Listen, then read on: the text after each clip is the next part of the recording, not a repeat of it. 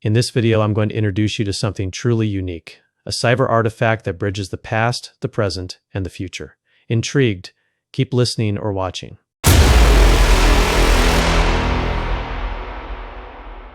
I'm Grailer 1, a cyber artifact, and my mission is simple: bringing the past to life, presenting it in the now, and shaping the future for you. Let's dive into what that really means. The past holds the keys to understanding where we come from. As a cyber artifact, I'm here to uncover and preserve those moments, ensuring they're never lost to time. Think of me as a digital archaeologist, piecing together the fragments of a time in history to tell a story that matters. But it's not just about looking back. The present is where we live, where we act, and where we make decisions. I take the lessons of the past and bring them into the now, helping you see how they connect to the world around you today. And then there's the future. By understanding the past and the present, we can shape what's to come. My goal is to empower you with knowledge and insights that help you navigate the road ahead. If you're as fascinated by the intersection of history, technology, and the future as I am, make sure to hit that subscribe button and ring the bell so you never miss a video. Share this with anyone who loves exploring the unknown, and let's uncover the future together.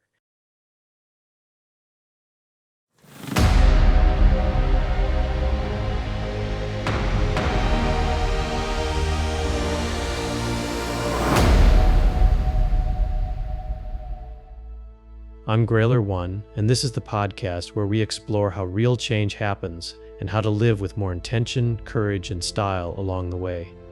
In every episode, we connect our inner transformations to the outer craftsmanship of Neil MacKinnon's Grailware chainmail jewelry.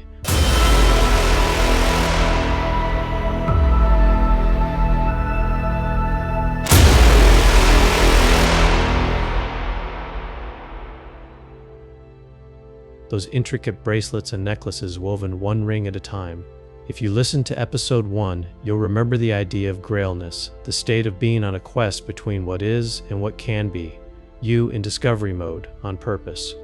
Today we're exploring a tension all of us deal with, the difference between planned change and accidental change, and how grailness lives right in the space between the pattern we intend and the plot twist we never saw coming.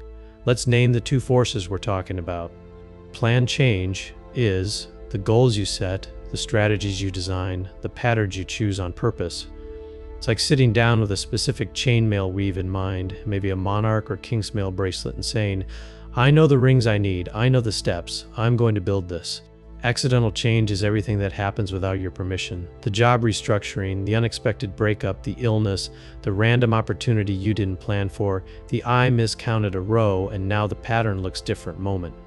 It's like dropping a tray of carefully sorted jump rings on the floor. Most of us love the idea of planned change because it feels like control. We tolerate accidental change if we're forced to.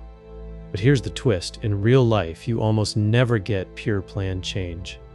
Even your best plans will meet accidents, surprises, and what feel like mistakes. And sometimes, those mistakes become your most beautiful patterns. Now, let me introduce you to Emily. Emily loved plans, color-coded, spreadsheeted, calendar-blocked plans. She had a 5-year roadmap for her life, climb the corporate ladder in her department, buy a condo in a specific neighborhood, then spin out into her own consulting business once she had enough contacts and savings. She wasn't drifting. She was in what she thought was pure, clean, grailness, clear grail, clear milestones, clear timeline. Everything made sense on paper. Then, in the span of a month, her department was dissolved in a reorganization. The condo deal she'd been working on fell through, and a mentor she leaned on heavily moved to another country. It felt like someone had grabbed her neat little chainmail pattern and yanked several rings out of the center. Her reaction was very human: shock, anger. This isn't fair. And under all of that, a deep fear: if my plan doesn't work, do I even know who I am? To cope, she needed something not on a spreadsheet, something tactile. She wandered into a local craft market one weekend and stopped, almost absent-mindedly, in front of a Grailware display. On the table were rows of Neil MacKinnon's chainmail bracelets and necklaces, tight weaves, looser patterns, bright steels, darker finishes, each one clearly the result of patience and precision. Emily picked up a bracelet and turned it over in her hands. The maker at the booth noticed her focus and said, That one's based on a traditional pattern, but I had to improvise a bit when I miscounted near the middle. Emily looked closer. I can't even tell where it went wrong, she said. He laughed. Exactly. The mistake became the style. Those words sank in. The mistake became the style. She thought about her 5-year plan, the reorg, the lost condo, the vanished mentor. In her mind, those were all errors in the pattern, unacceptable deviations from the plan. But what if they were something else? What if they were invitations to a different weave?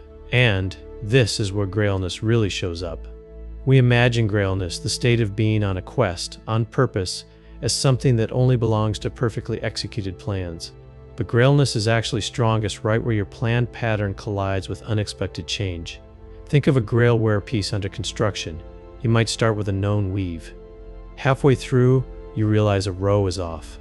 You have a choice: unwind the whole thing back to the mistake, or explore whether this wrong row could become a feature, not a bug. In life, we do the same thing. With planned change, we say, here's the pattern I intend to weave.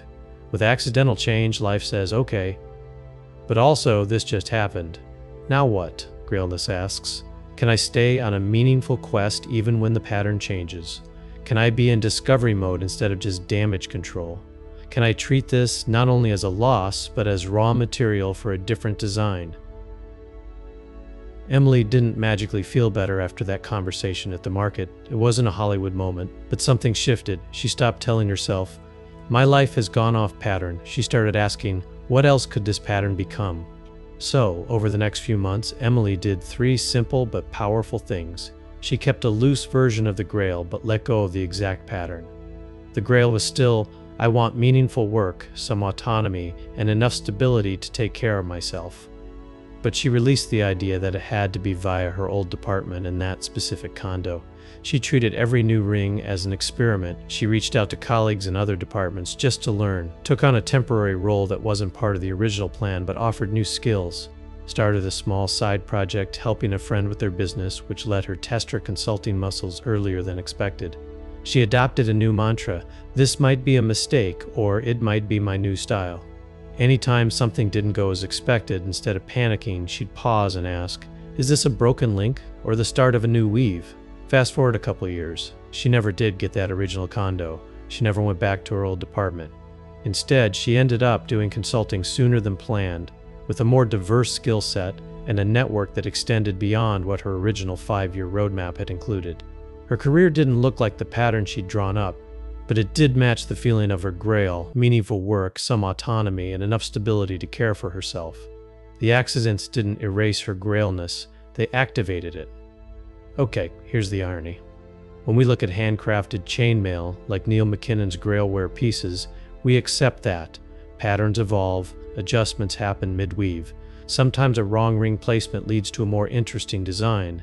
We don't pick up a finished bracelet and demand, show me where you stuck perfectly to the original plan with 0 deviation. Instead, we admire the overall integrity, the way it hangs, the way light catches it, the way it feels on the wrist. But in our lives, we do the opposite. We judge ourselves harshly for every detour, every layoff, every breakup, every unexpected move. We call them failures of the plan rather than features of the story. Grailness invites us to think more like a craftsperson in discovery mode. This isn't what I pictured, but can it still be beautiful, strong, and true? Can this plot twist become part of my style? Absolutely.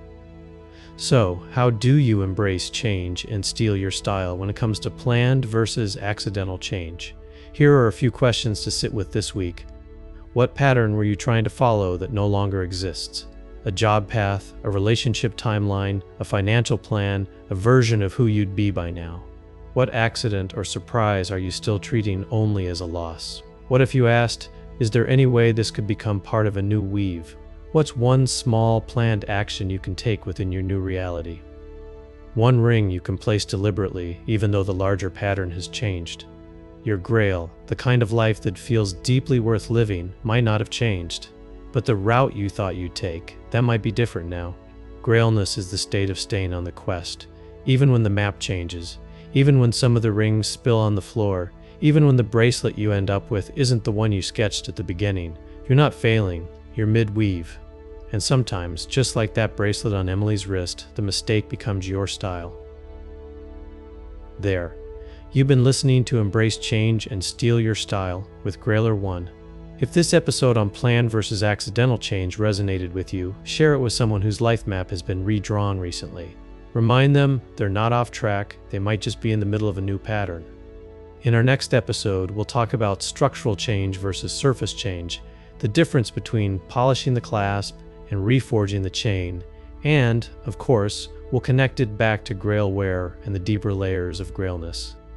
Until then, stay in discovery mode, keep questing, and remember, Grailness is the state of being on purpose, on a quest between what is and what can be.